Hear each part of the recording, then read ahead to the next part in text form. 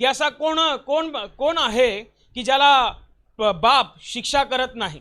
जर बाप आपल्या मुलावरती प्रेम करतो आणि मुलगा जर चुकीच्या वळणावरती आहे, मुलगा जर चुकीच्या गोष्टींमध्ये आहे असं जर त्याला दिसतं, तर तो लगेच त्याला वळण लागण्यासाठी, शिस्त लागण्यासाठी कडक भूमिका घेतो।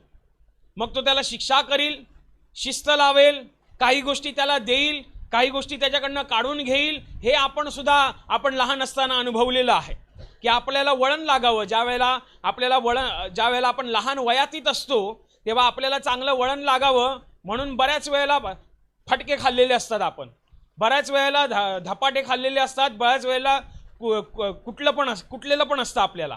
असा कोण मुलगा नसतो लहानपणी की ज्याची अशी इच्छा होती की आज माझा मूड झालाय आईचा मार खायचा, आज माझा मूड झालाय पप्पाचा वरडा खायचा। असं कोण नाही आहे, कोणाला ते आवडत नाही आहे, परंतु मार खातो आपण, परंतु आपण बदडले जातो। का बदडते आई, का वडील बदडतात, का ते बोलतात? कारण बायबलमध्ये नीतिसूत्राचं पुस्तक अध्याय 6 वचन 20, तू आपल्या बापाची आज्ञा पाळ आणि आपल्या आईची शिस्त सोडू नकोस। देवाने एक फार मोठं सुंदर अशी गोष्ट मानवीय जीवनाला देऊ केलेली आहे, एक सुंदर असं नातं। आई वडील इतके मुलांच्या बाबतीमध्ये इतके सतर्क असतात किंवा इतके ते त्यांच्याशी प्रामाणिकतेने वागतात की कित्येक आई वडिलांच्या तोंडातून मी हे ऐकलेलं आणि ही वास्तविकता ही आहे की आम्ही जी दुःख भोगली ती आमच्या मुलाबाळांनी भोगू नये, आणि मग त्याच्यासाठी ते आयुष्यभर प्रयत्नशील असतात, शेवटच्या टप्प्यापर्यंत ते प्रयत्नशील असतात। आणि ह्या प्रयत्नांमध्ये जेव्हा मुलं वेळी वाकडी वागायला लागली, जेव्हा मुलं आपला पण गाजवायला लागली, स्वैराचाराने राहिली, संस्काराच्या आणि संस्कृतीच्या आणि शिस्तीच्या मर्यादेच्या पलीकडे जायला लागली, ह्या दोघांचं रौद्र रूप बघायला मिळतं।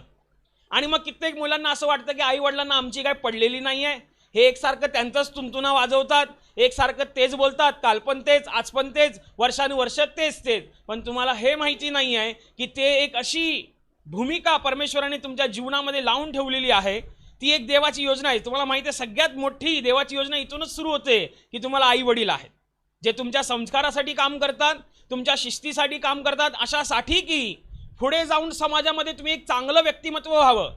कुठल्या आई वडिलांची इच्छा नसते की माझा मुलगा मोठा झाल्यावरती चांगला चोर व्हावा, चांगलं नाव त्याचं व्हावं।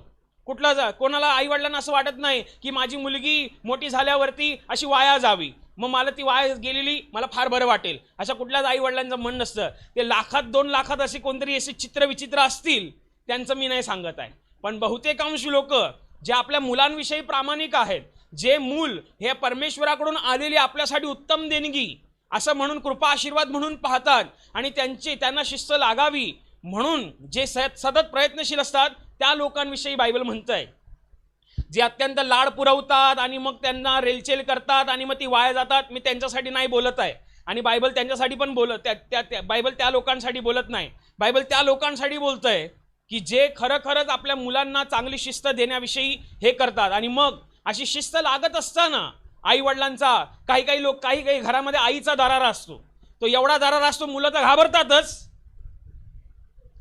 समजलं पुढे, मुलं तर घाबरतातच, नवरा बी घाबरतो। काही घरामध्ये वडिलाचा दरारा असतो, मुलं तर घाबरतात, बायको तर घाबरते, बरोबर, असा पण दरारा असतो।